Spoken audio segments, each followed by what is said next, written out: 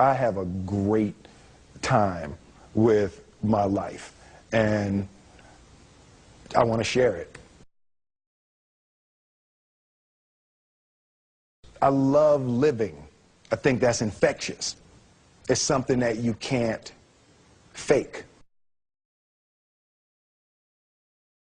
Greatness is not this wonderful, esoteric, elusive, God-like feature that only the special among us will ever taste. You know, it's something that truly exists in all of us. It's very simple. This is what I believe, and I'm willing to die for it. Yeah. Period. It's that simple. I know who I am, and I know what I believe. I know who I am, I know what I believe. That's all I need to know. And that's all I need to know. So from there, you do what you need to do. Yeah. You know, and I think what happens is we make the situation more complex than it has to be. Because we're looking for complexity. There's got to be something complex to understand. It can't be that easy. No. We didn't grow up with the sense that where we were was where we were going to be. You know, we grew up with the sense that where we were almost didn't matter because we were becoming right. Something greater. The separation of talent and skill is one of the greatest misunderstood concepts for people who are trying to excel, who have dreams, that want to do things. Talent you have naturally. Skill is only developed by hours and hours and hours of beating on your craft. I've never really viewed myself as particularly talented. Where I excel is ridiculous, sickening work ethic. You know, while the other guy's sleeping, I'm working. While the other guy's eating, I'm working. There's no easy way around it. No matter how talented you are, your talent is going to fail you if you're not skilled. Mm-hmm. You know, if you don't study, if you don't work really hard and dedicate yourself to being better every single day, mm-hmm. you'll never be able to communicate with people, with your artistry, the way that you want. So the only thing that I see that is distinctly different about me is I'm not afraid to die on a treadmill. You might have more talent than me, you might be smarter than me, but if we get on the treadmill together, right, there's two things. You're getting off first, or I'm going to die. It's really that simple. One summer, his dad tore down a brick wall on the front of his business and told 12-year-old Will and his 9-year-old brother to rebuild it, a job they said was impossible. It took them 1.5 years, but they did it. And he said, now don't you ever tell me it's something that you can't do. You don't try to build a wall. You don't set out to build a wall. You don't say, I'm going to build the biggest, baddest, greatest wall that's ever been built.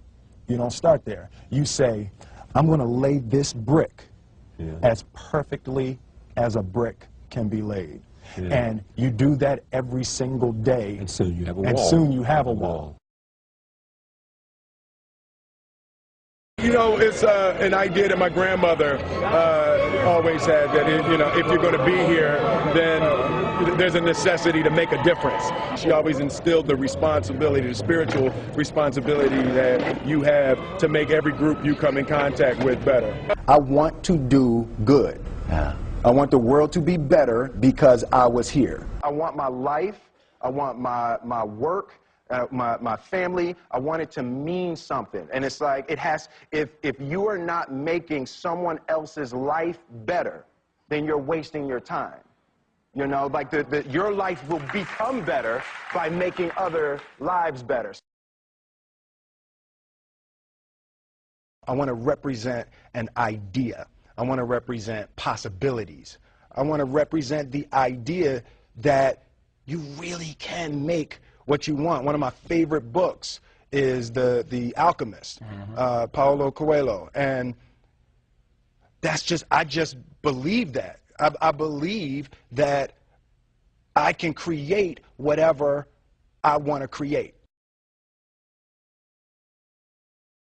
The first step before anybody else in the world believes it is you have to believe it. There's no reason to have a plan B because it distracts from plan A. I think that there's a certain delusional quality that all successful people have to have.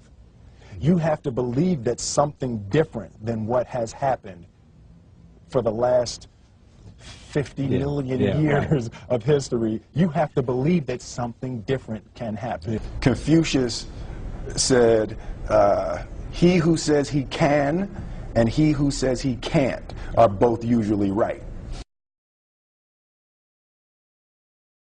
Being realistic is the most commonly traveled road to mediocrity.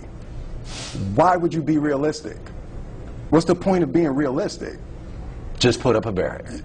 Yeah, I'm going to do it. It's done. It's already done. The second I decide it's done, it's already done. It's now we just got to wait for y'all to see. It's unrealistic to walk in a room and flip a switch and lights come on. That's unrealistic.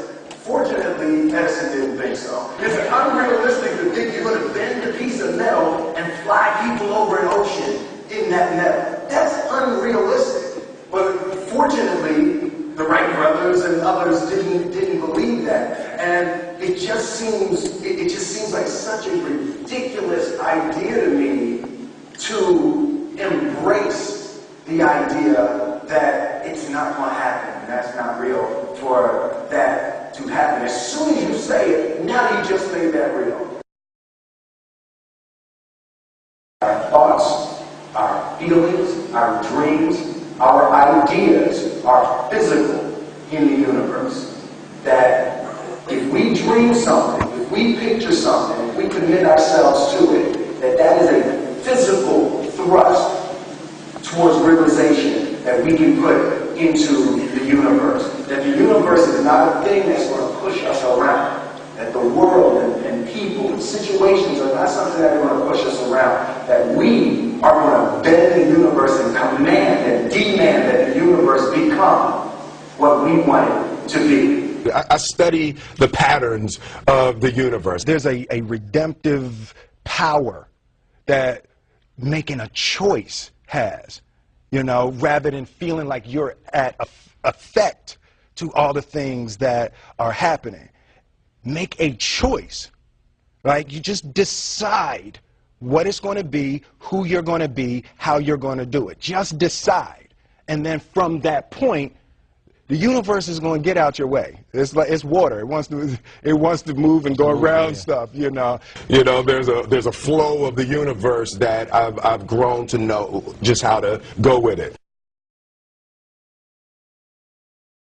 I realized that to have the level of success that I want to have, it's difficult to spread it out and do multiple things. It takes such a desperate, obsessive focus. You really got to focus with all of your fiber and all of your heart and all of your creativity.